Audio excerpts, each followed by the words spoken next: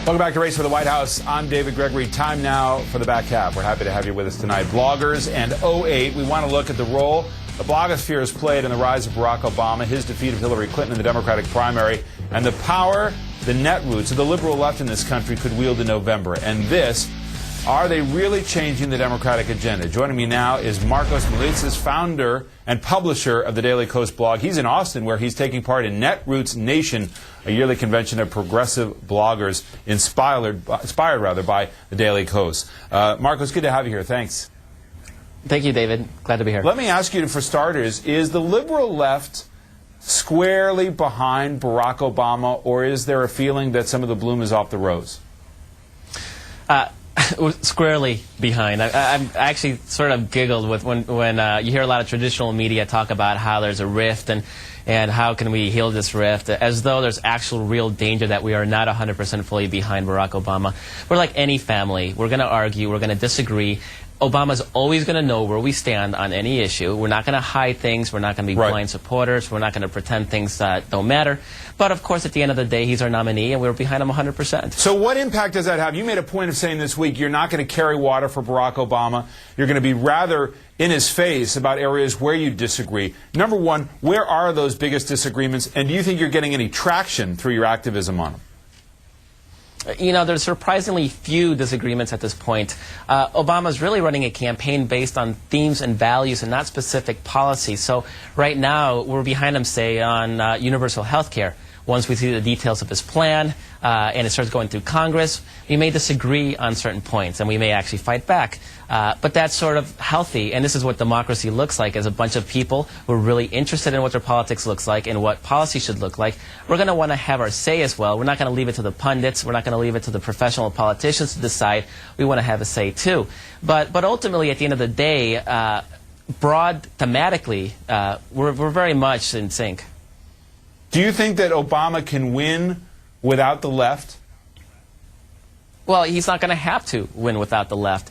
Barack Obama is running a campaign that appeals to a lot of people. There's very little, if anything, on that he's running on, whether it's the economy or healthcare or Iraq, where we disagree. Again, the details may provoke some debate, but there's no broad themes. I mean, whether we agree with his vote on FISA, we didn't. But we've moved on, and we're going to keep moving on. And if FISA comes up again, we'll let him know, once again, that we disagree with him. Or hopefully, next time, he's actually with us on that issue. And that's obviously our ultimate goal.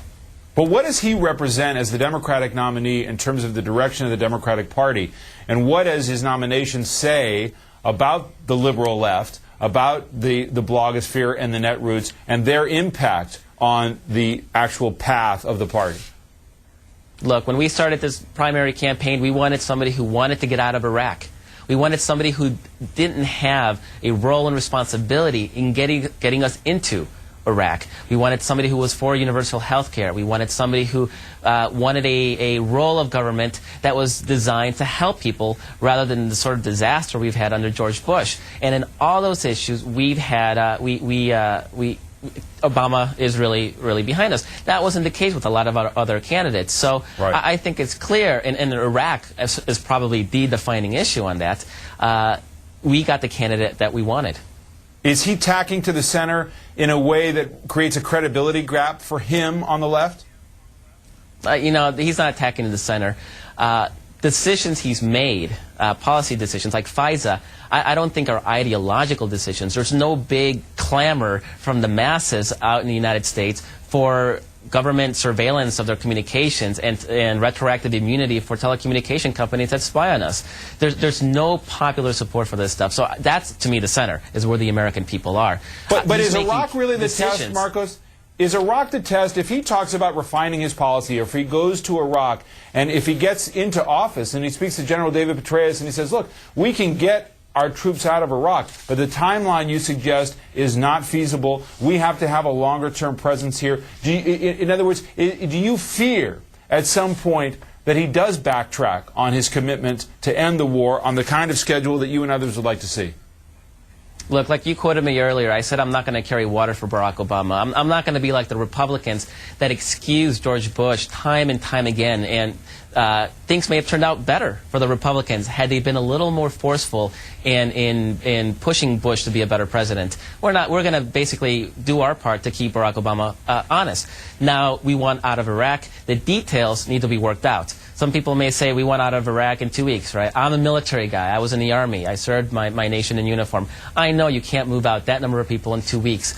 The military people, the Pentagon's going to have to come up with a way and a plan to get us out in maybe 6 months. It may be a year, maybe 18 months.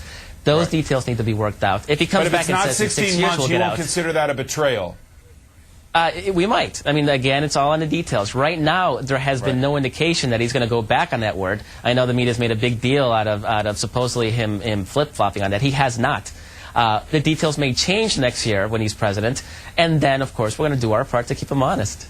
Markos, today a column asked, what is Obama willing to die for? And the point was, what idea, what position, what belief will he never compromise as president? What do you believe that is? You'd have to ask him that question. But as a supporter, somebody who advocates for him. Right. Well, you know, I don't like people talking for me, and I'd hate to talk for him. But, I mean, as far as I can tell, I mean, the safety and the health and the well-being of the American people. I mean, I think that anybody who's in politics and anybody who loves their country, like I know Barack Obama does, will make sure that the health of the American people is paramount and something that won't be compromised. When the right attacks Obama, as is happening now on his foreign policy judgment, on the fact that he didn't back the surge, that they will say he's never owned up for the fact that he's never given credit for the surge, do they score when they attack? Are they scoring?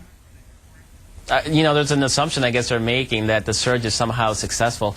Our troops are still there.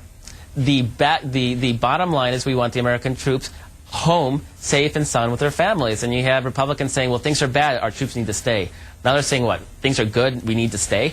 Our troops need to come home. And you have situations on the ground. You have more troops there. Can we get them home? We were promised they were going to come home. They're still not home. You have segregated neighborhoods. You have the insurgency laying low, knowing that at some point the United States is going to have to back out. I don't think we have anything remotely resembling victory, and we certainly don't have political reconciliation, which was the whole point of the surge. Remember, we were supposed to create a breathing space for the government to reconciliate and come up with a new constitution and all these other things. It hasn't happened, right? There's still complete strife and division within the government. It's paralyzed. I'm not seeing the sort of victory that would make me happy and comfortable with declaring victory. And in fact, things are getting worse in Afghanistan. So we're actually taking a step back. All right. To be continued. Markos Moulitsas from the Daily Kos website, thanks very much. Good luck as your convention continues.